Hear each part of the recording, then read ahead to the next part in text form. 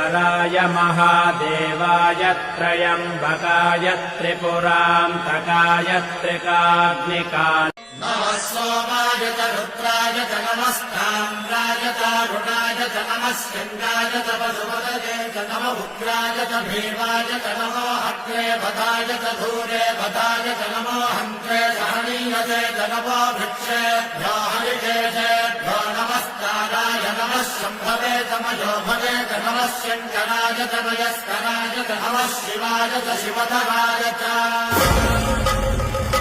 భక్తితో అనుభవించాలని నేర్చుకోగలగాలి. ఈశ్వరుడి పాదాలు విడిచిపెట్టేస్తే ఏమొస్తుంది? ఈశ్వర ఎప్పుడో తప్పు చేశాను, మీరు కష్టం ఇచ్చారు, కానీ ఓర్చుకోలేను తండ్రి, ఇప్పుడు బుద్ధి వచ్చింది, ఇంత కష్టపెట్టక అంటే నమః శివాభ్యాం అశుభాపహాభ్యాం, అంత కష్టపెట్టం లేరా, తక్కువ కష్టంతో తీసేస్తాను ఈ పాపం అని పావు కలవలసిన వాణ్ణి చీమ చేత కరిపి